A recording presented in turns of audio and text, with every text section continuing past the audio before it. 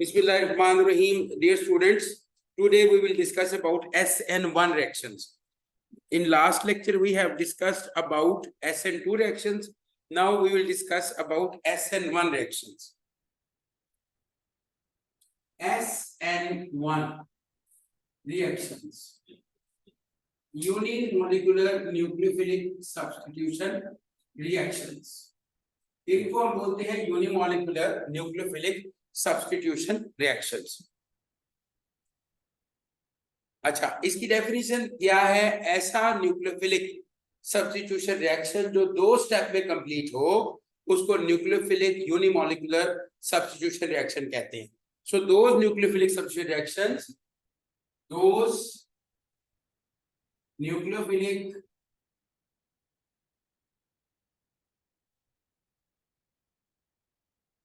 substitution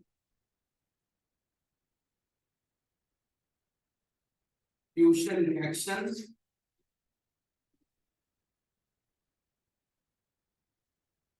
which take place in two steps.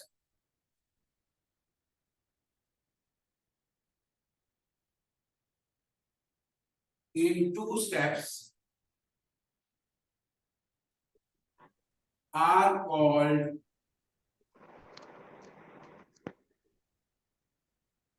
unimolecular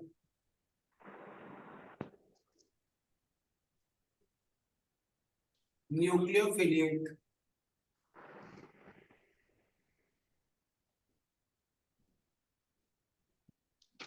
substitution reactions. तो ऐसे reactions जो के दो स्टेप्स में कंप्लीट हों, दो स्टेप्स में सब्स्टिट्यूशन हो, उनको हम कहते हैं SN1 रिएक्शंस, यानी यूनिमोलिकुलर न्यूक्लियोफिलिक सब्स्टिट्यूशन रिएक्शन। ठीक है ना? अच्छा, इसमें दो स्टेप्स कौन से होते हैं? पहले स्टेप में during first step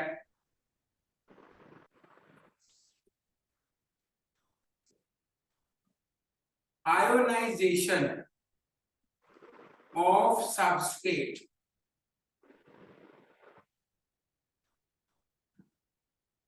takes place in the presence of a polar solvent. एक पोलर सॉल्वेंट की मौजूदगी में जो आपका सबस्ट्रेट होता है वो आयोनाइज होता है।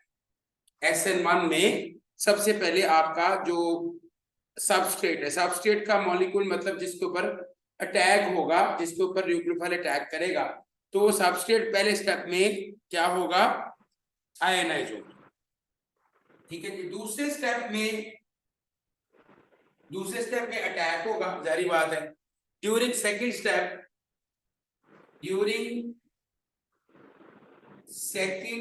Step the attack of nucleophile and formation of products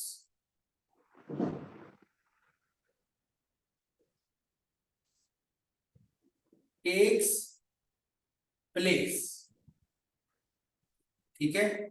दूसरे स्टेप में न्यूक्लियोफाइल अटैक करेगा और प्रोडक्ट बन जाएगा। अब मैं आपको एक मिसाल दे रहा हूं रिएक्शन से कि ये है हमारे पास सबस्ट्रेट, टर्शरी ब्यूटाइल ब्रोमाइड। तो बच्चों, ये पहले स्टेप में ये आयोनाइज होगा। This is step number 1। ये होगा polar solvent and this step is slow step. ये स्लो स्टेप है। अच्छा, अब इसमें क्या होगा, इधर गौर करेंगे। आयनाइड,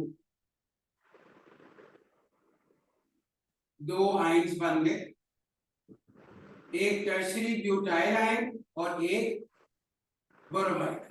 ठीक है? ये है step number 1, ionisation of substrate. ठीक हो गया? दूसरा स्टेप जो होगा उसमें इस सबस्ट्रेट के ऊपर अटैक करेगा न्यूक्लियोफाइल। ये देखिए, ये न्यूक्लियोफाइल है, इसने अटैक करना है इस सबस्ट्रेट के ऊपर, यही सबस्ट्रेट है, इसके ऊपर ये अटैक करेगा और ये रिएक्शन बहुत ज्यादा फास्ट होगी। This step is very much faster step, fast, और ये आपकी प्रोडक्ट बन जाएगी CH3O3 C और OH। This is product, but this step is very much faster. पहले वाला स्टेप स्लो है, दूसरा स्टेप फास्ट। तो SN1 रिएक्शंस में हमेशा जब दो स्टेप्स होते हैं तो उसमें पहला स्टेप स्लो होता है और दूसरा स्टेप क्या होता है, फास्ट होता है। ये पहला करैक्टर है SN1 रिएक्शंस का कि SN1 रिएक्शन में ये जनाब ये मामला होता है। ठीक है, ये आपने याद रखना है। अच्छा, अब अगली बात, ये पहली बात थी, याद रखें हमने ये पढ़ा था कि SN2 के अंदर मॉलिक्यूल इन्वर्ट हो जाता है।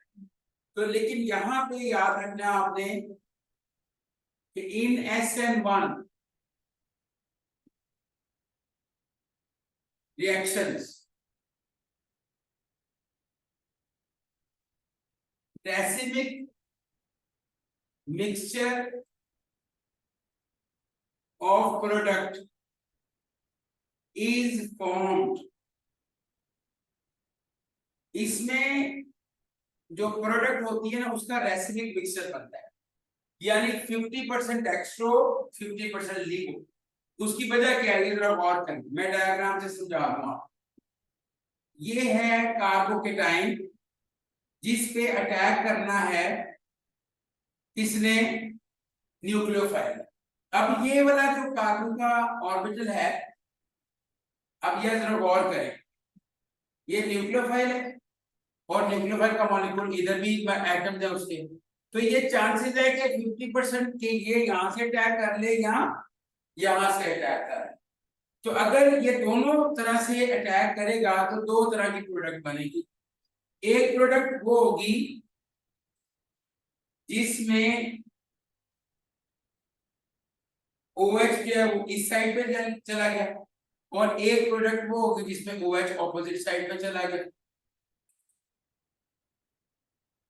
यानी हम कहेंगे 50% हुई है रिटेंशन, कॉन्फ़िगरेशन रिटेन हो गई, जो रिएक्टेंट की थी वही इसकी है, और 50% क्या हुई है, इन्वर्जन, यानी 50% प्रोडक्ट इन्वर्ट हो गई।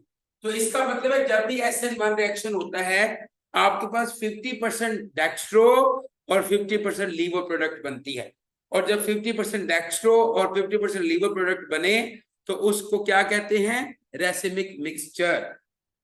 तो ये बन जाएगा racemic mixture. In SN1 reaction racemic mixture formation takes place.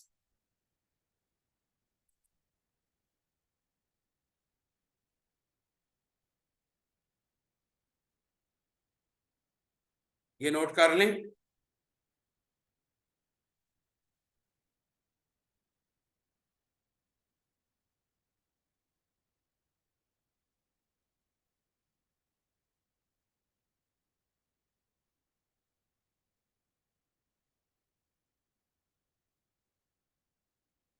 अच्छा, ये अब दो बातें हो गई।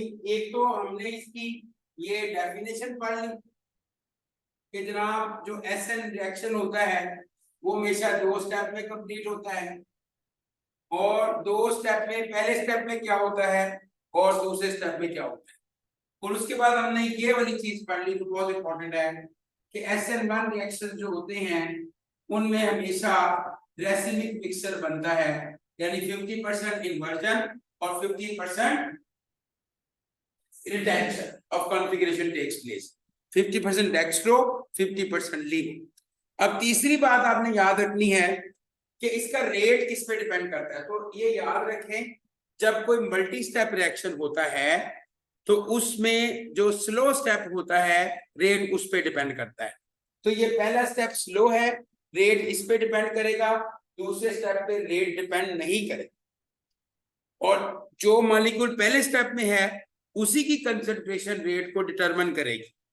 यानी कि पहले स्टेप में आपका सिर्फ सबस्ट्रेट है, तो लिहाजा SN1 रिएक्शन में रेट हमेशा सबस्ट्रेट के ऊपर डिपेंड करता है, उसकी कंसंट्रेशन पे डिपेंड करता है। तो लिख लें the rate of SN reaction, the rate of SN1 reaction depends upon the concentration of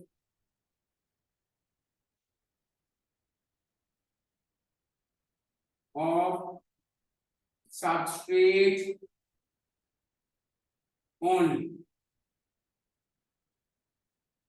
rate जो है वो सिर्फ सबस्ट्रेट की कंसंट्रेशन पे डिपेंड करेगा, न्यूक्लियोफाइल की कंसंट्रेशन पे रेट डिपेंड नहीं करेगा।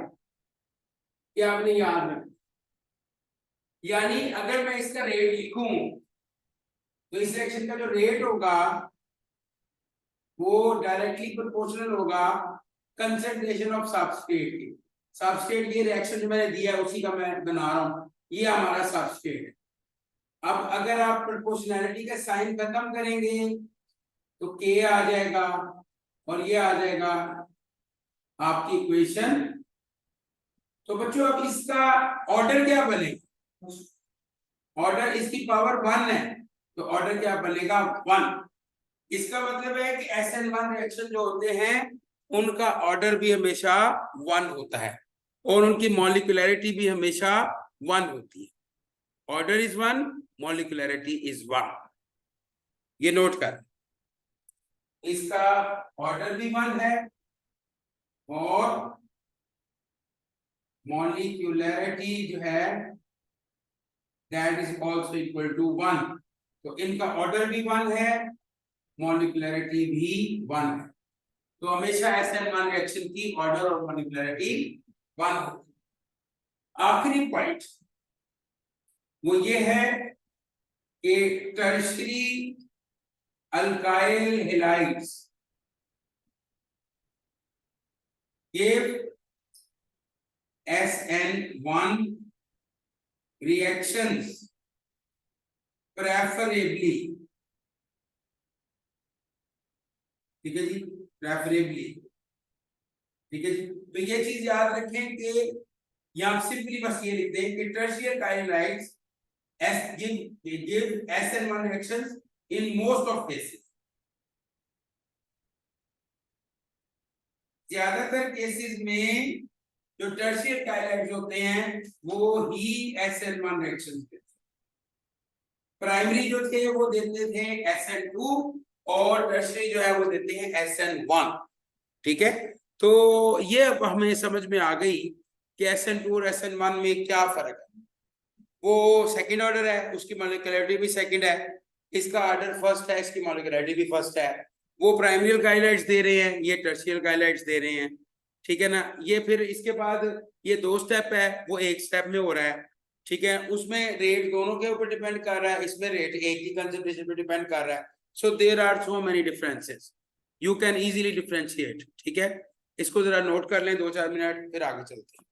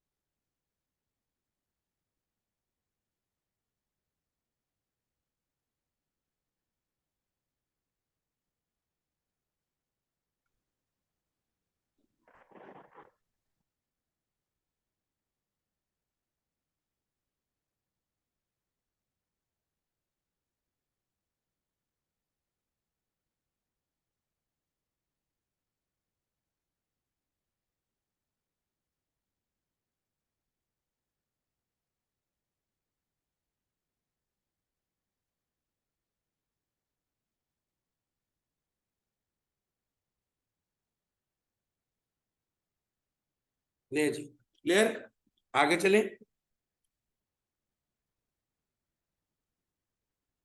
आगे ये मैं रब करने लगा हूं। अब हम पढ़ेंगे फैक्टर्स।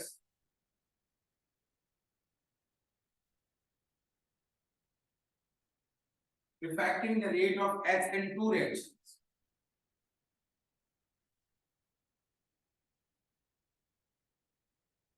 अब चूंकि SN2 रिएक्शंस दोनों पे डिपेंड कर रहे होते हैं, न्यूक्लियोफाइल और सबस्ट्रेट के ऊपर, तो इसलिए उनका जो रेट है वो मुख्तलिफ चीजों के ऊपर डिपेंड करेगा, इन्हीं दोनों चीजों पे डिपेंड करेगा कि कैसा न्यूक्लियोफाइल होगा तो रिएक्शन होगा, कैसा सबस्ट्रेट होगा तो रिएक्शन होगा। ठीक है, factors affecting the factors affecting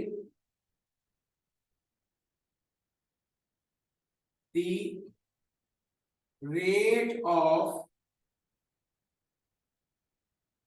SN2 reactions। कौन से ऐसे फैक्टर्स हैं जो SN2 रिएक्शंस के रेट को इफेक्ट करते हैं? ले जी, सबसे पहला फैक्टर है इफेक्ट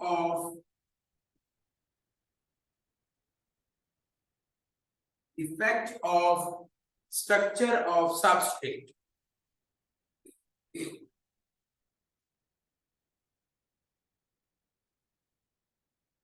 सबस्ट्रेट यानी जो आपका सबस्ट्रेट होगा उसके स्ट्रक्चर पे SN2 रिएक्शन का जो मैकेनिज्म है, वो स्ट्रक्चर किस तरह से उसके ऊपर डिपेंड कर रहा है, या SN2 मैकेनिज्म किस तरह डिपेंड कर रहा है। तो बच्चों याद रखें, सबसे आसानी के साथ जो मिथाइल ग्रुप वाला सबस्ट्रेट है वो SN2 रिएक्शन देगा, उसके बाद बाकी जो प्राइमरी हैं, फिर उसके बाद सेकेंडरी, और सबसे मुश्किल से टर्शरी। यानी टर्शरी अल्काइल हैलाइड्स जो हैं वो बहुत मुश्किल से SN2 रिएक्शन देंगे, जबकि जो मिथाइल हैलाइड है वो सबसे आसानी से SN2 रिएक्शन देगा। उसकी दो वजूहात हैं, नोट कर लें।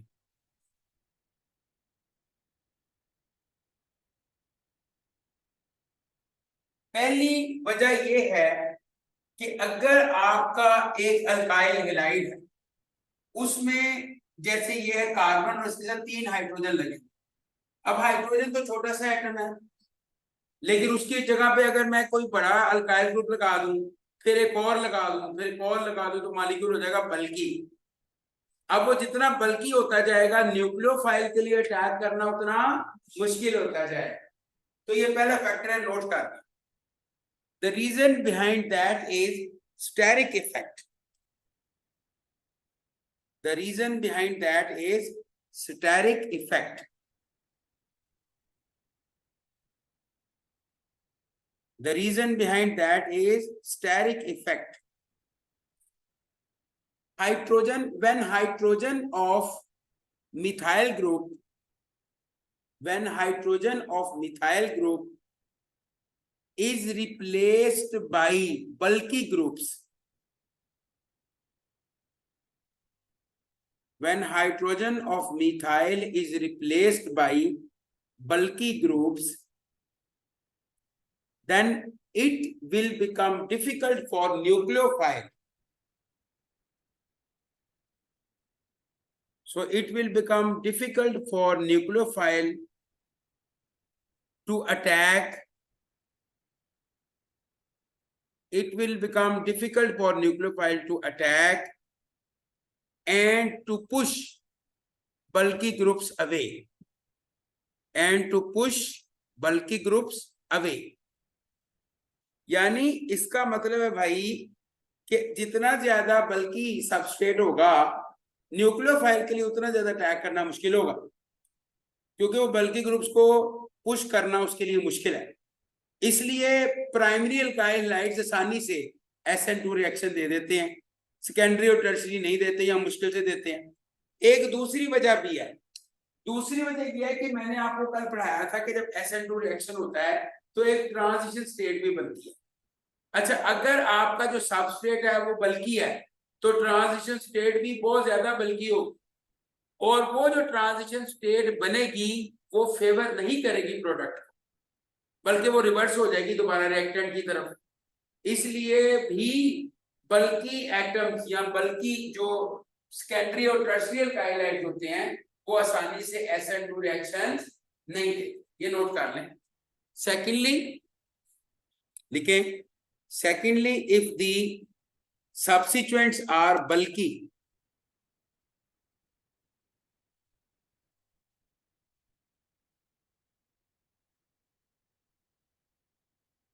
secondly if the substituents are bulky, the transition state will be overcrowded, the transition state will be overcrowded,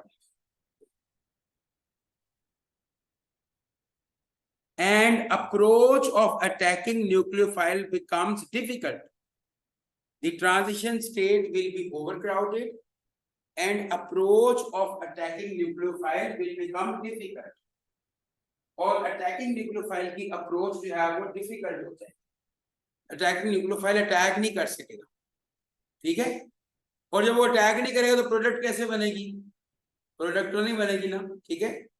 इसका मतलब है अगर मैं दोनों चीजें कंसीडर करूं, ट्रांजिशन स्टेट भी और इस चीज को भी कि न्यूक्लियोफाइल अटैक कैसे करेगा, तो फिर SN2 रिएक्शन के लिए मोस्ट फेवरेबल कौन से अल्काइल हाइड्स होंगे, प्राइमरी अल्काइल हाइड्स। सेकेंडरी और टर्शियरी उसके लिए फेवरेबल नहीं होंगे, तो ये नोट कर लें आप। Therefore SN2 reactions are more favorable, therefore SN2 reactions are more favorable for primary alkyl halides, more favorable for primary alkyl halides and less favorable for secondary and tertiary alkyl halides. More favorable for primary alkyl halides and less favorable for tertiary alkyl halides. ठीक है ना। तो clear हो गई बात।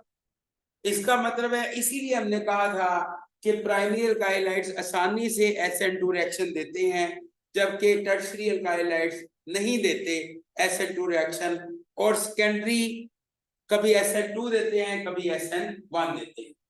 तो ये हो गया पहला फैक्टर। अब दूसरा लिखिएगा, इफेक्ट ऑफ द न्यूक्लियोफाइल।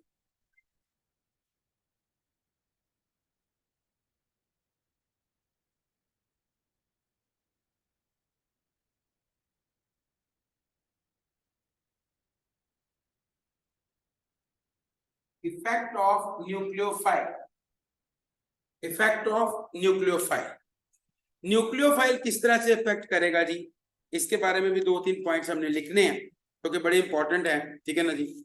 अच्छा, इसमें याद रखिए जो रेट ऑफ SN2 रिएक्शन है that depends upon the concentration of both, कौन सी, substrate as well as nucleophile, बिल्कुल ठीक है। अच्छा, ये चीज याद रखें, आप पॉइंट नोट कर लें कि the rate of SN2 reaction depends upon nucleophilicity,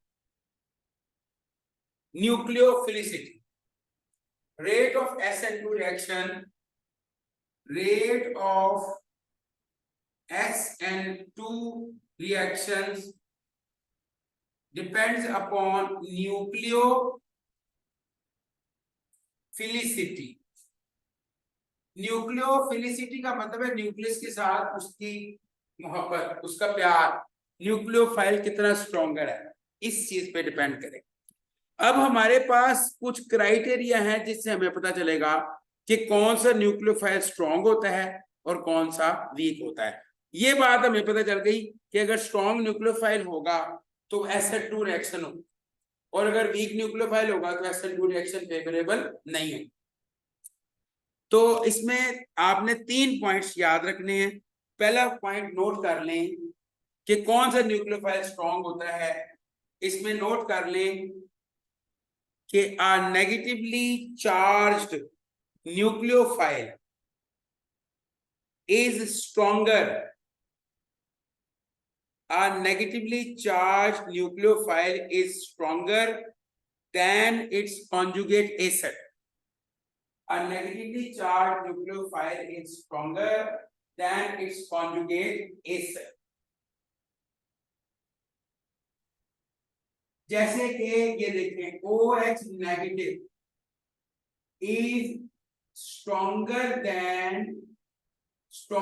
nucleophile than water. देखें वाटर भी न्यूक्लियोफाइल है क्योंकि इसके पास लोन पेयर्स हैं, ये न्यूक्लियस लवर है, लेकिन ये एसिड भी है और इसका जो कॉन्जुगेट बेस है वो ये है OH नेगेटिव। तो मैंने क्या बोला कि जो नेगेटिवली चार्ज आयन होता है वो अपने कॉन्जुगेट एसिड के मुकाबले में स्ट्रॉन्ग न्यूक्लियोफाइल होता है। इसका मतलब है कि अगर कोई आपसे पूछे कि वाटर और हाइड्रोक्सिल आयन में स्ट्रॉन्ग न्यूक्लियोफाइल कौन सा, तो आप क्या जवाब देंगे? Hydroxyl ion, OH negative. Is it okay? Clear? ये पहली चीज। दूसरी चीज क्या करनी है, लिख लें। In a group of nucleophiles,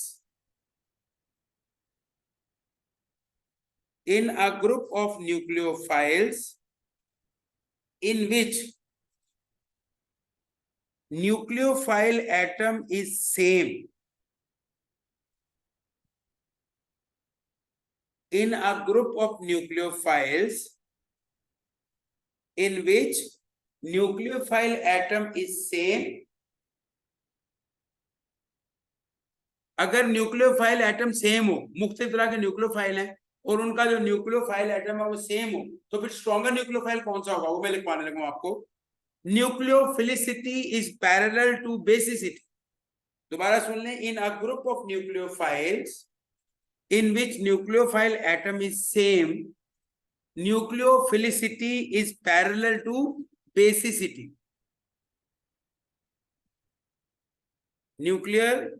nucleophilicity is parallel to basicity. यानी देखें, अगर एक ही तरह का एटम है न्यूक्लियोफाइल, मुख्तलिफ, मैं अभी एग्जांपल देता हूं, तो फिर जो स्ट्रॉन्ग बेस होगी वो स्ट्रॉन्ग न्यूक्लियोफाइल भी होगी। जैसे कि मैं आपको मिसाल दे रहा हूं, ये देखें, ये एल्कोक्साइड आयन, ये नेगेटिव चार्ज, इसके बाद हाइड्रोक्साइड आयन नेगेटिव चार्ज, इसके बाद कार्बोक्सिलेट आयन है नेगेटिव, फिर अल्कोहल है, इसके बाद वाटर है। बच्चों इन सब में न्यूक्लियोफिलिक एटम सेम है। वो न्यूक्लियोफिलिक एटम कौन सा है? ऑक्सीजन। ठीक है, कौन सा है न्यूक्लियोफिलिक एटम? ऑक्सीजन। लेकिन सबसे स्ट्रॉन्गर एल्कोक्साइड आयन क्यों है? क्योंकि वो सबसे स्ट्रॉन्ग बेस है। तो अगर न्यूक्लियोफिलिक एटम सेम हो तो जो बेस स्ट्रॉन्ग होगी वही स्ट्रॉन्ग न्यूक्लियोफाइल होगी। Is it okay? क्लियर? ये दूसरा पॉइंट आपने लिखना है, इसको जरा याद रखें। इसके बाद आखिरी पॉइंट जो मैं आपसे डिस्कस कर रहा हूं,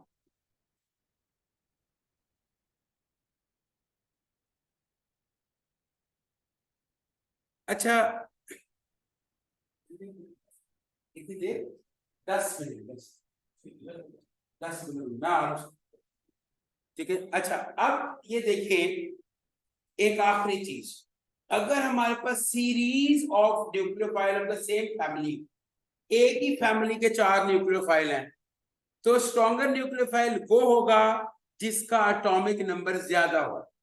तो लिख लें, in a series of nucleophiles of the same family in the periodic table, in a series of nucleophiles belonging to the same family in the periodic table,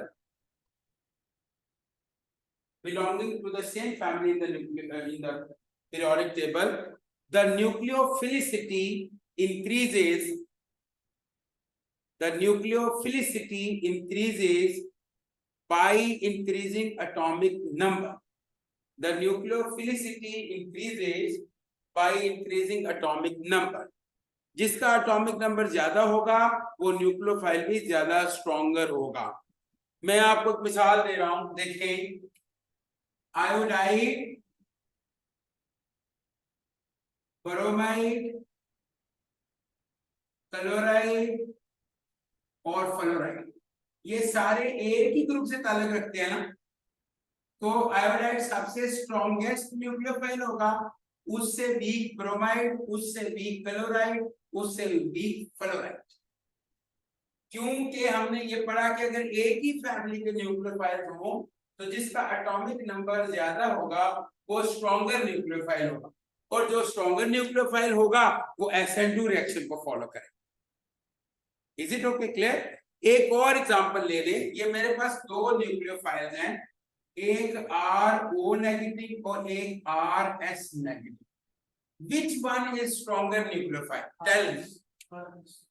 RO negative या RS नेगेटिव? जी बताएं। RS is stronger than RO। क्यों? क्योंकि oxygen से ज्यादा बड़ा size है sulphur, और इनकी फैमिली ऑक्सीजन, सल्फर, सेलेनियम, क्लीनियम, पोलोनियम। ठीक है, तो RS negative is better nucleophile, RS negative is better nucleophile than RO negative. Than RO negative, because sulfur is larger atom than oxygen. Sulfur is larger atom than oxygen, and its polarizability is higher. And its polarizability is higher. Polarizability ज्यादा है,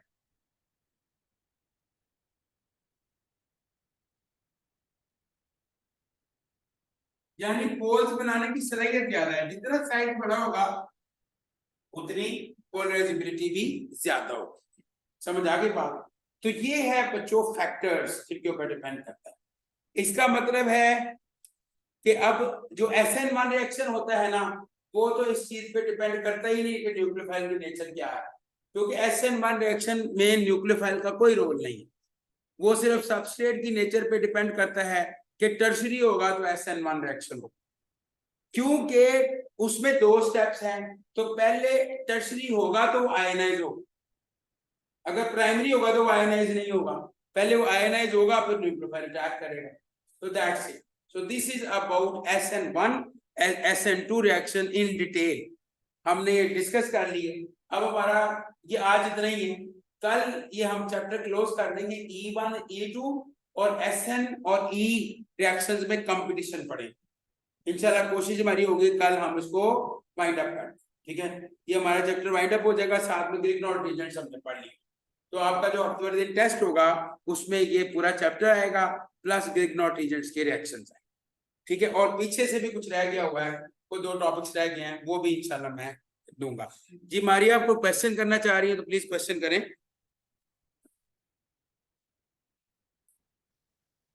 जी अस्सलाम वालेकुम sir. इस्लाम sir अगर in comparison iodide भी मौजूद हो और साथ में RS नेगेटिव स्पीशी मौजूद हो, उसमें से पूछा जाए कि स्ट्रॉन्गर कौन सा है, फिर हम किसको सिलेक्ट करेंगे? देखिए, इसमें फिर हम क्राइटेरिया दूसरा भी देखेंगे ना, ठीक है ना? इसमें हम पोलराइजेबिलिटी देखेंगे, फिर इसके बाद ये भी देखेंगे कि ये आगे फर्दर अटैक करेगा या नहीं करेगा, ठीक है ना?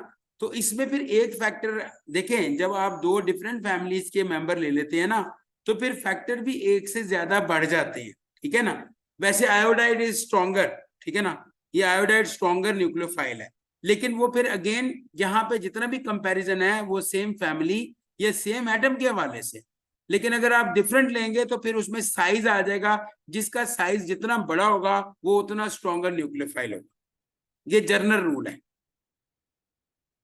लेकिन जिसका साइज जितना बड़ा होगा वो उतना स्ट्रॉन्गर न्यूक्लियोफाइल होगा, लेकिन वो उतना अच्छा लिविंग ग्रुप भी होगा, यानी वो बॉन्ड कमजोर बनाएगा तो वो मॉलिक्यूल को लीव भी जल्दी कर जाएगा।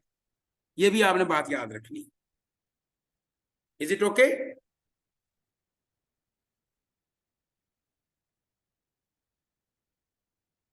जी सर, ठीक हो गया कि जिसका साइज ज्यादा बड़ा होगा तो वो बेशक अटैक करने में अच्छा होगा, लेकिन वो फिर good nucleophile good leaving group भी होगा, इसीलिए वही वो होगा, अटैक करने के बिल्कुल, फौरन बाद लीव क्योंकि कर जाएगा। क्योंकि उसका बॉन्ड देखे ना, जितना बल्कि ग्रुप होता है उसका बॉन्ड उतना वीक बनता है। तो सर फिर हम सल्फर वाले को सिलेक्ट करेंगे। डेफिनेटली अब आप सल्फर और इसमें आप ये देख लें कि सल्फर के साथ अल्काइल ग्रुप भी लगा हुआ है, तो उसका साइज बड़ा है, ठीक है ना। अगर उसका साइज आयोडाइड से बड़ा है, बल्कि अल्काइल ग्रुप लगा हुआ है साथ में सल्फर, तो ये एक अच्छा न्यूक्लियोफाइल भी होगा, लेकिन अच्छा लिविंग ग्रुप भी होगा। ठीक सर, फिर हम आयोडाइड को सिलेक्ट करेंगे।